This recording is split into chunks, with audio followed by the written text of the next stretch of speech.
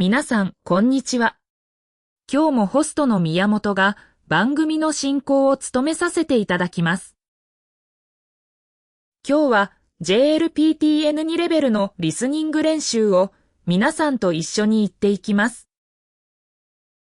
今日のテーマは、京都の夏を彩る伝統行事、祇園祭についてです。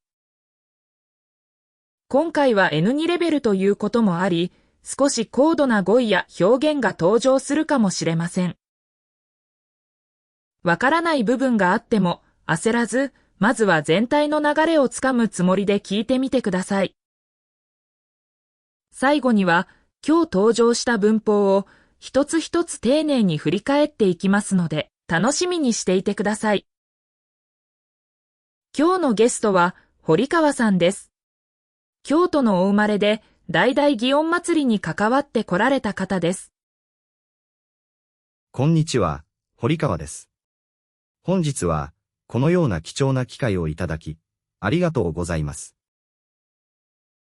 こちらこそお越しいただき光栄です。今日は京都からいらっしゃったんですよね。はい、新幹線に乗って参りました。車窓から見える景色を眺めているうちに、あっという間に着いてしまいました。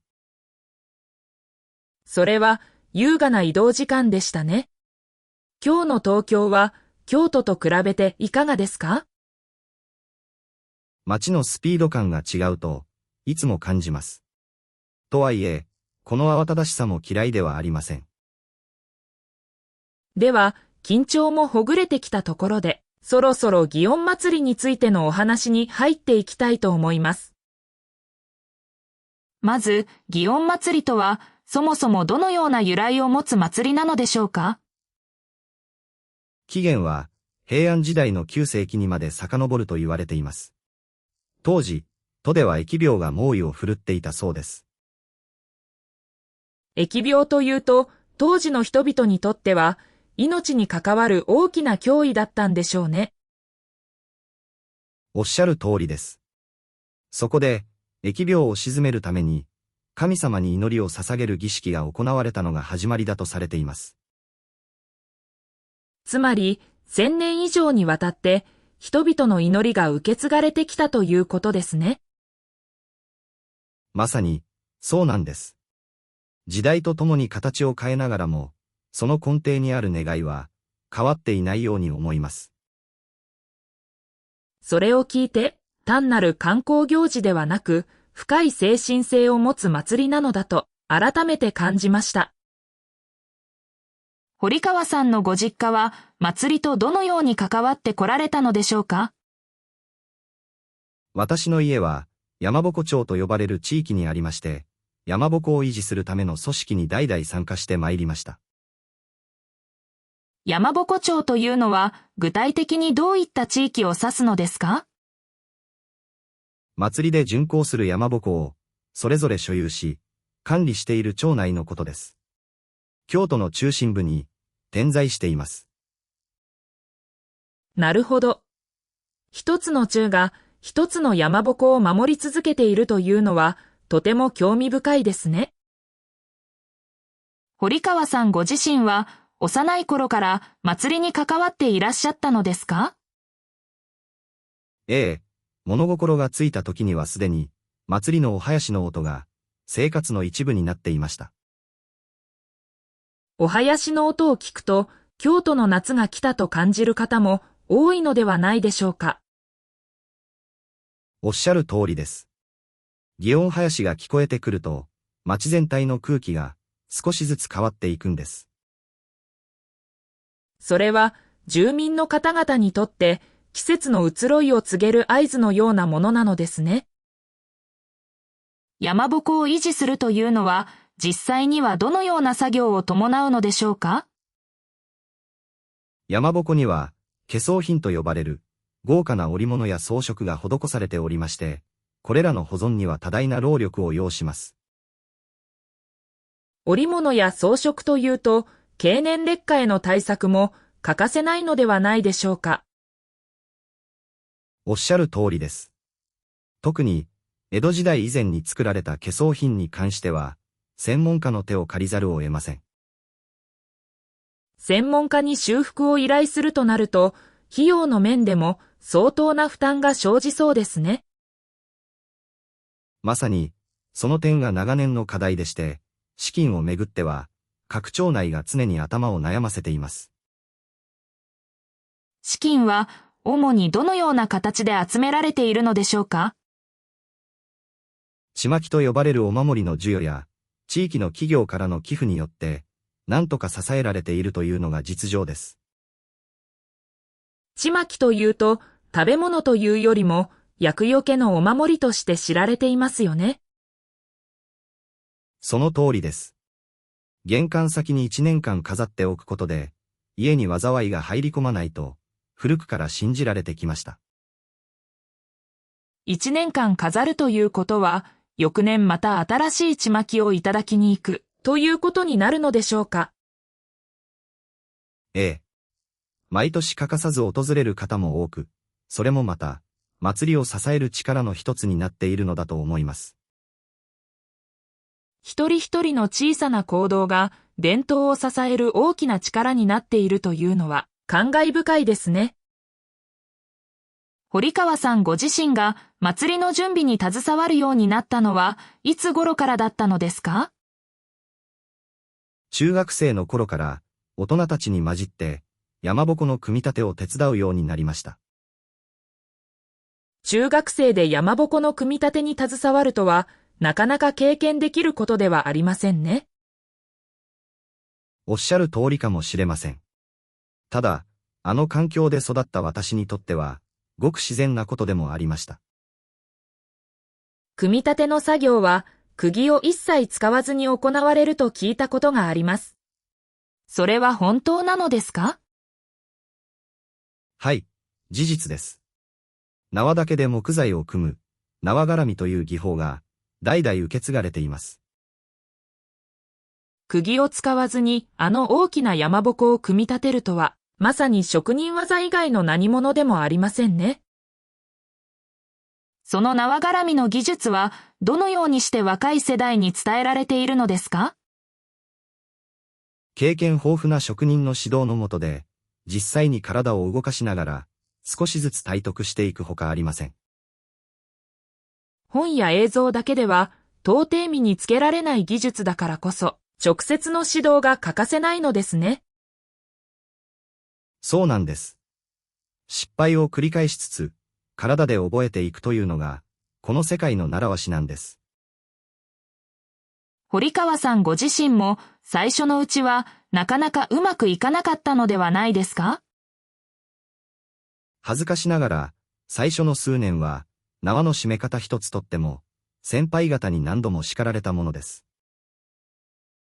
厳しい指導があったからこそ、今の堀川さんの確かな技術があるのでしょうね。当時は正直、辛いと感じることもありましたが、今となっては、感謝の気持ちしかありません。祭りの本番、つまり山鉾巡行の当日は、どのような一日を過ごされるのですか？早朝の薄暗いうちから、各町内において、最終確認の作業が始まります。巡行が始まる前から、すでに緊張感が漂っているんですね。ええ。町内の人々が一丸となって、山鉾を引き出す準備に取り掛かるのです。巡行の際、特に難しいとされている場面はありますか？辻回しと呼ばれる、交差点で山鉾の向きを変える場面が、最大の見どころであり、難所でもあります。大きな車輪のついた山鉾の向きを、その場で変えるというのは、想像しただけでも大変そうです。竹を車輪の下に敷き、水をまきながら、掛け声とともに一気に方向を転換させるのです。一瞬のうちに息を合わせなければならないというのは、相当な熟練が求められそうですね。経験の浅いものだけでは、到底成功させるわけにはいかない、非常に繊細な技なのです。だからこそ、熟練者と若手が一緒になって取り組む必要があるわけですね。はい。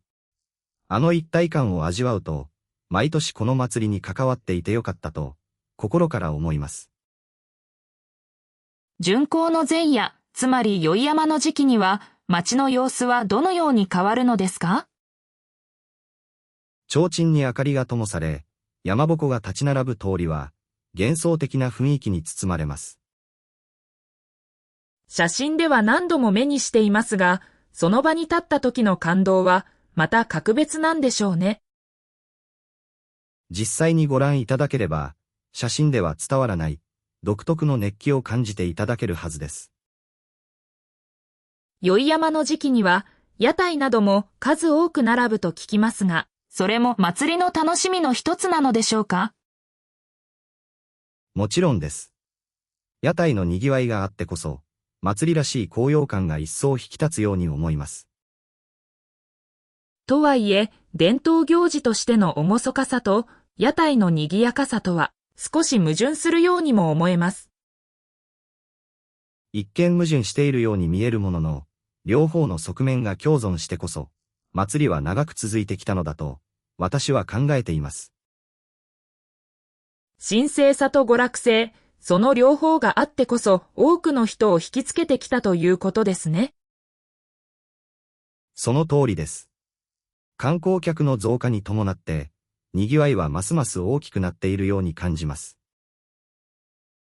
観光客の増加は、地元の方々にとって良い影響ばかりではないのかもしれませんね。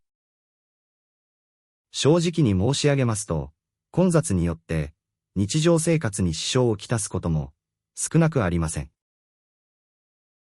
具体的にはどのような支障が生じているのでしょうか。例えば、ゴミの放置や私有地への無断立ち入りといった問題が年々増えていると聞いています。それは伝統を守る側にとって非常に悩ましい問題ですね。観光を歓迎したい気持ちと静けさを守りたい気持ちとの間で揺れ動いているというのが実情です。そうした課題に対して町内では何か具体的な対策を講じているのでしょうか？多言語での案内板を設置したり、ボランティアの方々に交通整理を手伝っていただいたりしています。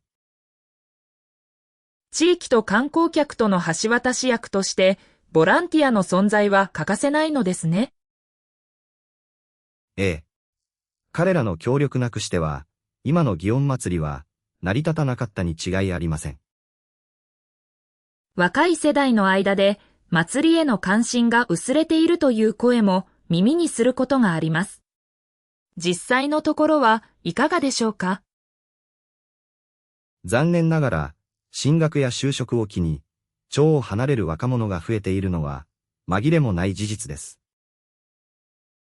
それは、祭りの担い手不足という深刻な問題につながっているのではないでしょうか。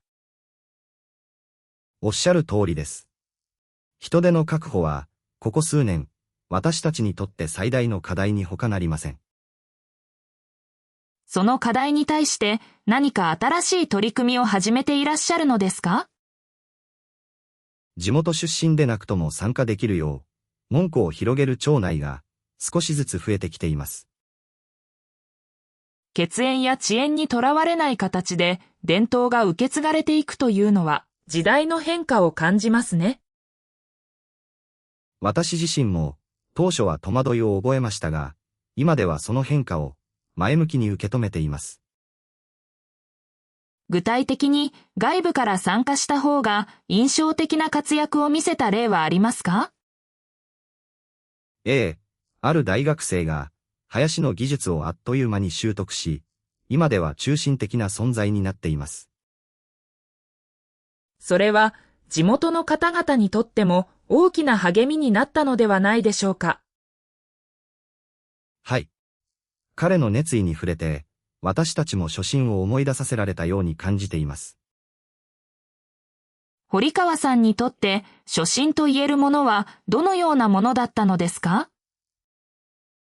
幼い頃、祖父の背中を見て、いつか自分もあのように山鉾を引きたいと願っていたことです。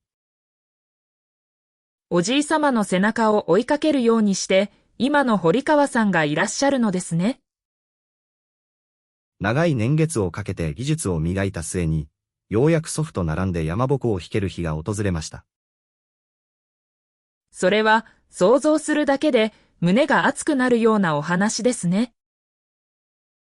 あの日の光景は、今でも鮮明に覚えていまして、私の原点だと言っても過言ではありません。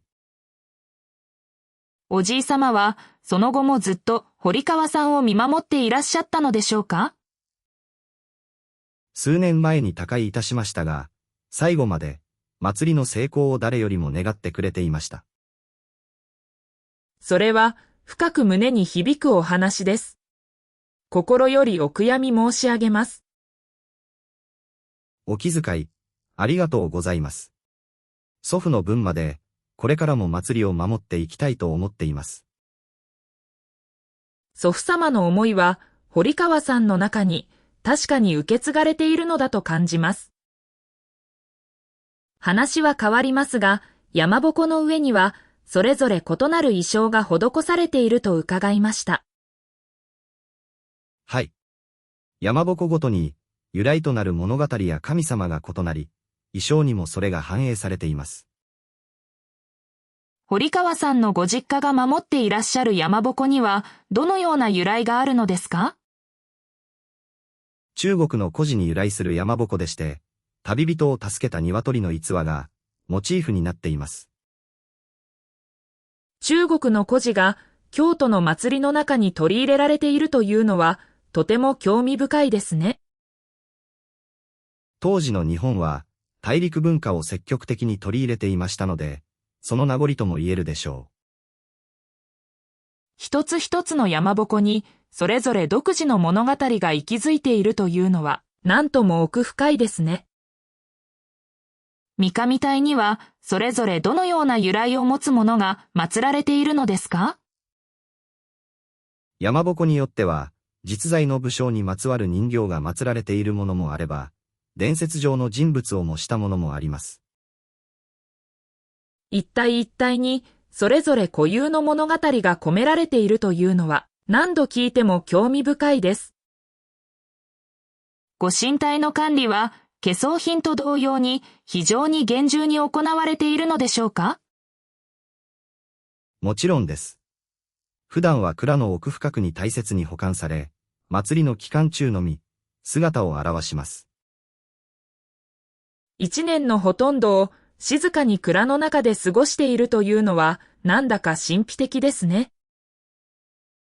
蔵からご神体を運び出す瞬間は、町内の人々にとって、特別な緊張感が漂う瞬間でもあります。その瞬間に立ち会う際には、何か特別な作法のようなものが求められるのですか？服装を整え、死後を慎むなど、最低限の礼儀を守ることが、暗黙の了解となっています。形式ばったものではなくとも、そこには自然と敬意が生まれるのでしょうね。おっしゃる通りです。あの空気を一度でも経験すると、誰もが自然と背筋を正すようになります。さて、ここで一旦、リスナーの皆さんへの質問タイムにしたいと思います。皆さんは、日本の伝統的なお祭りの中で、一度は訪れてみたいと思うものはありますか？祇園祭でも、他の地域のお祭りでも構いません。ぜひコメント欄で教えてください。それでは、そろそろ堀川さんとの対話に戻りたいと思います。先ほどのお話に関連して、山鉾それぞれに、ご神体と呼ばれる人形が飾られていると伺いました。はい。ご神体は、その山鉾の象徴であり、いわば魂そのものと言っても差し支えありません。魂そのものと伺うと、山鉾を引くという行為自体が、単なる労働とは異なる意味を帯びてくるように感じます。まさにその通りです。私たちは、単に綱を引いているのではなく、神様をお運びしているのだという意識を、常に持っています。そうした意識を持つようになったのはいつ頃からだったのですか？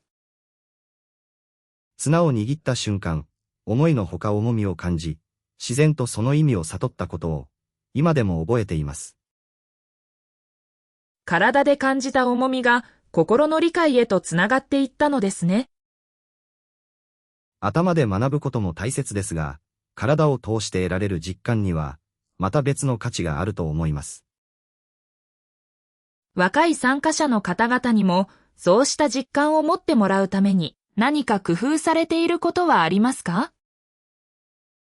説明ばかりに頼らず、まずは実際に綱を握らせ、その感触から学んでもらうようにしています。言葉で伝えきれない部分を体験を通じて補っているというわけですね。そうです。実際に体験した若者たちの表情が、みるみるうちに変わっていくのを何度も目にしてきました。祭りに関わる中で、堀川さんご自身が最も誇りに感じている瞬間は、どのような瞬間ですか？巡行が無事に終わり、沿道の方々から拍手をいただいた瞬間は、何度経験しても胸が熱くなります。沿道からの拍手は、日々の努力が報われる何よりの証なのでしょうね。おっしゃる通りです。あの拍手を浴びるたびに、また来年も頑張ろうという気持ちが湧いてきます。逆に、これまでの中で最も緊張した瞬間というのは、どのような場面だったのでしょうか？初めて辻回しの音頭を任された年は、前日からほとんど眠れなかったほどです。それほど重い役目を任されたということなんですね。一つの掛け声のタイミングがずれるだけで、全体の動きに影響が及びかねません。それほど責任の重い役目です。本番当日はどのようにしてその重圧を乗り越えられたのですか？仲間たちの顔を見渡した瞬間、不思議と落ち着きを取り戻すことができました。一人で背負っているわけではないと気づいた瞬間、心が軽くなったのでしょうね。まさにその通りです。仲間の存在があってこそ、あの緊張感を乗り越えられたのだと、今でも思います。祭りを通じて築かれた人間関係は、日常生活にも良い影響を与えているのでしょうか？間違いありません。祭りで培った信頼関係が、仕事や近所付き合いにも、確実に生きています。祭りが単なる年中行事にとどまらず、地域社会の絆そのものを支えているということですね。おっしゃる通りです。祭りがなければ、今ほど密接な地域のつながりは、生まれなかったかもしれません。今後、祇園祭がさらに発展していくために必要なことは何だとお考えですか？伝統を守ることと、時代に合わせて変化することのバランスを取り続けることだと考えています。守るべきものと変えていくべきもの、その見極めは決して簡単ではなさそうですね。簡単ではありませんが、だからこそ、話し合いを重ねることが何より重要だと感じています。一方的に決めるのではなく、対話を重ねる姿勢こそが、伝統を未来へつなぐ鍵になるのかもしれませんね。私もそう信じています。祭りは、一人のものではなく、みんなで作り上げていくものですから。最後に、これから祇園祭を訪れる方々に向けて何かメッセージはありますか？ぜひ、山鉾の美しさだけでなく、それを支える人々の思いにも、目を向けていただけたらと思います。そうした視点を持って祭りを訪れると、また違った景色が見えてきそうですね。きっと、通りに響く祇園囃子の音色も、これまでとは違って聞こえてくるはずです。今日のお話を伺って、私自身、実際に足を運んでみたいという気持ちが、一層強くなりました。ぜひ、いらしてください。宵山の時期に、山鉾町を歩いていただければ、必ず何かを感じていただけるはずです。ちなみに、宵山の時期に訪れる際、何か気をつけておいた方がいいことはありますか？人手が非常に多いので、貴重品の管理と、こまめな水分補給を心がけていただければと思います。楽しむことに夢中になって、体調管理を後回しにしてしまわないよう気をつけたいですね。混雑を避けたい方には、比較的落ち着いている朝の時間帯をお勧めしています。朝の静けさの中で山鉾を眺めるのも、また格別な体験になりそうですね。はい。夜の華やかさとはまた異なる、しっとりとした趣を味わっていただけるはずです。今日のお話を通じて、祇園祭が想像していた以上に奥深い祭りだということがよくわかりました。そう言っていただけると、代々受け継いできた甲斐があったと、心から感じます。今日は本当に貴重なお話の数々をじっくりと聞かせていただきました。こちらこそ、こうして祭りへの思いを語る機会をいただき、心より感謝申し上げます。最後に聞いてくださっているリスナーの皆さんへ一言お願いできますか？遠く離れた場所にいても、こうして祭りに思いを馳せてくださること自体が、私たちにとって大きな支えです。温かいお言葉、ありがとうございます。堀川さん、本日は本当にありがとうございました。こちらこそ、貴重な時間を、誠にありがとうございました。さて、皆さん、今日のエピソードはいかがだったでしょうか？祇園祭という一つの祭りを通して、日本の伝統文化の奥深さを少しでも感じていただけたなら幸いです。もし感想がありましたら、ぜひコメント欄でお聞かせください。それでは、今日登場した文法をここで一つ一つ丁寧に振り返っていきましょう。今日の対話の中で聞き取れなかった文法表現はありましたでしょうか？答えの前に少し思い出してみてください。それでは、順を追って一つずつ確認していきたいと思います。一つ目は、にわたってです。1000年以上にわたって人々の祈りが受け継がれてきたという表現で登場しましたね。二つ目は、をめぐってです。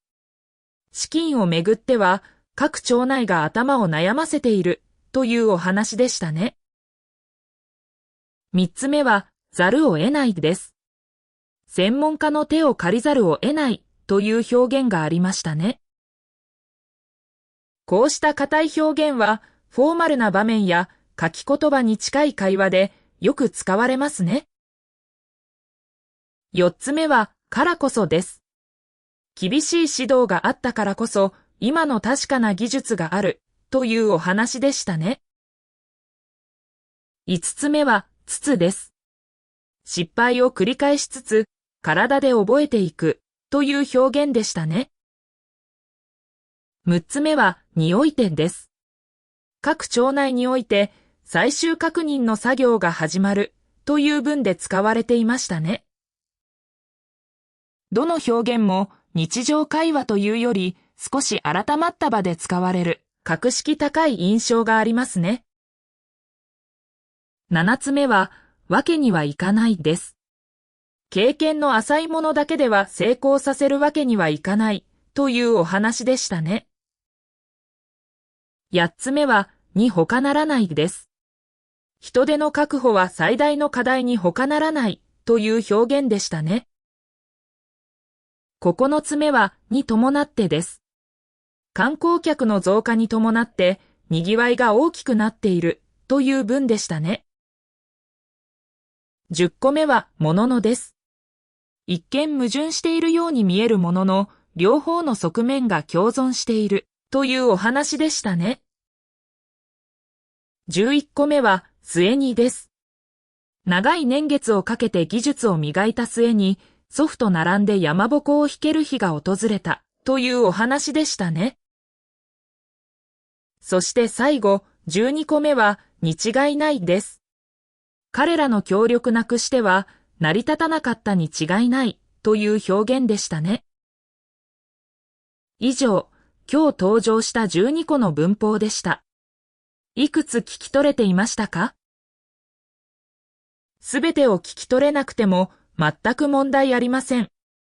N2 レベルの文法は数も多く複雑に感じられるものです。大切なのは一つの表現を何度も違う文脈の中で耳にすることだと私は考えています。今日出てきた表現もぜひ日を改めてもう一度聞き直してみてください。繰り返し触れることでいつの間にか自然と自分の言葉として使えるようになっているはずです。これからも一緒に JLPTN2 に向けて着実に歩みを進めていきましょう。今日の堀川さんのお話を通じて伝統というものの重みを改めて感じさせられました。一つの祭りの背後には数えきれないほどの人々の努力と思いが積み重ねられているのですね。日本語の学習もそれと同じように日々の小さな積み重ねが大きな力になっていくのだと思います。皆さんが今日聞いた文法や語彙も明日には忘れてしまうかもしれません。それでも構いません。何度も繰り返しで会ううちに少しずつ記憶の底に根を張っていくものだからです。今日も最後までお付き合いくださり本当にありがとうございました。この番組が皆さんの日本語学習にとって少しでも意味のある時間になっていたなら嬉しく思います。他のエピソードでも日本各地の伝統行事や文化について様々なお話を紹介しております。興味を持たれた方はぜひそちらも合わせて聞いていただけたらと思います。次回はまた異なる地域に伝わる興味深い風習について皆さんにお届けする予定です。次はどのような文化に出会えるのか今から楽しみにしていただけたら幸いです。よろしければチャンネル登録や高評価もいつも大きな励みになっております。コメント欄に寄せられる皆さんの感想も毎回丁寧に目を通させていただいております。今日、堀川さんが語ってくださった対話を重ねることの大切さという言葉を私自身も心に留めておきたいと思います。伝統を守ることと変化を受け入れることは決して対立するものではないのかもしれません。それは日本語を学ぶという行為にもどこか通じるところがあるように私には思えます。基礎という土台をしっかり守りながら新しい表現や語彙を柔軟に取り入れていく姿勢が大切なのだと思います。皆さんも今日出会った表現を焦らずに少しずつ自分のものにしていってください。そしていつか実際に京都の祇園祭を訪れる機会に恵まれることを願っています。その時にはきっと今日聞いた言葉の数々が頭の中に自然と蘇ってくるはずです。それでは今日のエピソードはこのあたりで終わりにしたいと思います。改めまして、堀川さん、本日は本当に貴重なお話をありがとうございました。そして、リスナーの皆さんも最後まで一緒に耳を傾けてくださり、ありがとうございました。皆さんの日本語学習が今日も一歩前へ進んでいることを心から願っています。たとえ小さな一歩であっても、その積み重ねがいつか大きな実力へとつながっていくはずです。これからも一つ一つの言葉を大切にしながら一緒に学びを続けていきましょう。皆さんとまた次のエピソードでお会いできることを心から楽しみにしています。それまでの間、体調にはくれぐれもお気をつけてお過ごしください。日本語の学習も体調も無理をせず自分のペースで進めていくことが何より大切です。焦る必要は全くありません。皆さんそれぞれのペースで着実に進んでいってください。今日という日が皆さんにとって日本の文化や言葉に少しでも近づけた一日になっていたなら幸いです。最後まで聞いてくださり本当にありがとうございました。それでは皆さんまた次のエピソードでお目にかかりましょう。どうぞ良い一日をお過ごしください。さようなら、また今度。